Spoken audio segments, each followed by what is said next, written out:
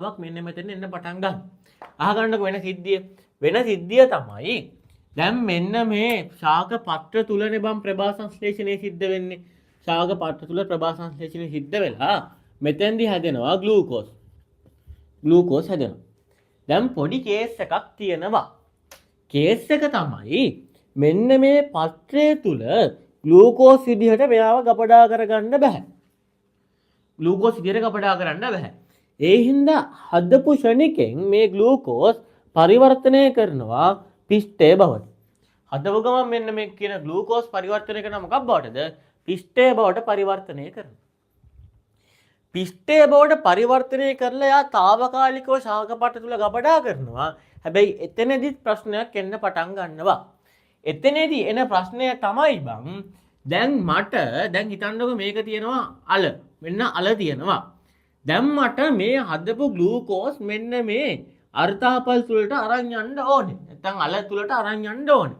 හැබැයි පිෂ්ඨය විදිහට පරිවර්තනය වුණාට පස්සේ බං මේක මේ ශාකපත්‍රයේ ෆ්ලෝයම පටකය ඔස්සේ පරිවහණය වෙන්නේ නැහැ. අපි කතා කරා 10 පළවෙනි පාඩමේ 10 පළවෙනි පාඩමේ නෙමෙයිනේ. බලන්න පටක් කතා කරේ 11 පළවෙනි පාඩමේ. 11 පළවෙනි පාඩමේ කතා කරා ෆ්ලෝයම් පටකය හා ශෛලමය පටකය ගැන. ශෛලමය පටකයේ කාර්යය වුණේ ජලය හා කංජලවන පරිවහණය. ෆ්ලෝයම් පටකයේ කාර්යය වුණේ ආහාර පරිවහණය. දැන් කේස් එක තමයි මෙතනදී හැදුන පිෂ්ඨය මෙන්න මේ ෆ්ලෝයම් පටකය ඔස්සේ පරිවහණය කරන්න බෑ. ඒ හින්දා මේ පිෂ්ඨය නැවත පරිවර්තනය කරගන්නවා සුක්‍රෝස් බවට. හොඳට අහගනින් මේ කතාව. නැවත පරිවර්තනය කරගන්නවා කවුරු බවටද?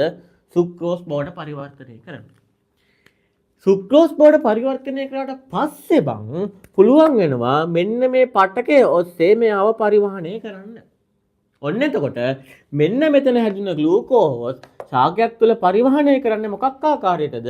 හොඳට මතක තියාගන්න සුක්‍රෝස් කියන ඩයිසැකරයිඩ් ආකාරයට තමයි මෙන්න මේ ශාකය තුළ ආහාර පරිවහණය වීමක් සිද්ධ වෙන්නේ. ඔන්න මෙතෙන්දි තිබ්බ ග්ලූකෝස් ඒ ග්ලූකෝස් తాවකාලිකව ගබඩා කර ගන්නවා ශාකපත්‍රය තුළ පිෂ්ඨය විදිහට. ඒ පිෂ්ඨය හැදුනට පස්සේ තියෙන ප්‍රශ්නේ තමයි ඒ පිෂ්ඨය පරිවහණය කරගන්න බැරි කේස් එකක් එනවා.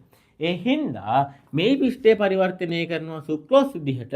ඊට පස්සේ එයා ෆ්ලෝයම් පටකය ඔස්සේ පරිවහණය කරලා අදාළ තැනට ගියාට පස්සේ නැවත එයා පරිවර්තනය කරනවා මොකක් බවටද? පිෂ්ඨය බවට පරිවර්තනය වෙලා ශාකය තුල ගබඩා වෙනවා.